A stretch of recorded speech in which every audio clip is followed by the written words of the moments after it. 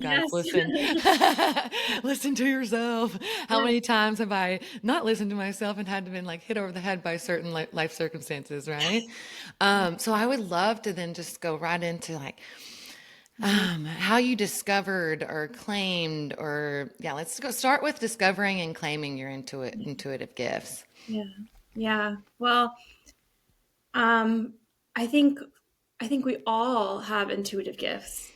I think some people are more open than others or might have a more intuitive disposition than others. And it's something you can see in astrological charts or human design charts or, looking at the energy of someone. But we all have the capacity to tune into that side of ourselves, the more yin side of ourselves, and not be so caught up in the logical mind. Mm, Um, but most people who are very intuitive, it you can see it when they're a child.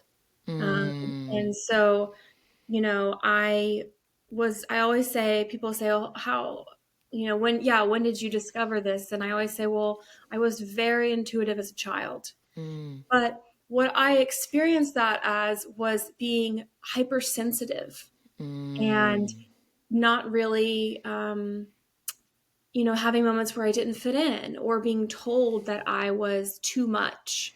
mm, Um, and so I think a lot of like people will usually relate to this where, like I would, or sometimes people say a child is they're too emotional. They're so empathetic. They're feeling the energy of everyone around mm, them, mm, or they mm, cry too much, or they just had these feelings and they're telling adults that something's wrong or that they don't want to do something, and it feels like the adults aren't listening to them. mm, um, and I also experienced, for me personally, like I think I feel, now that I'm standing in my power, I feel so powerful. But as a child, I think a lot of the adults in my life sensed how powerful I was, and they wanted to protect me from the world or protect me from people who would be afraid of that. And so they sort of shut it down and told me mm, to keep things to myself or to be mm, smaller.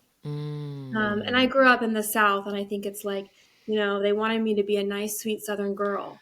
And a lot of deconditioning around that for me, where like, I am not a nice, sweet Southern girl. I can be, but Yeah. it's not who I am all the time.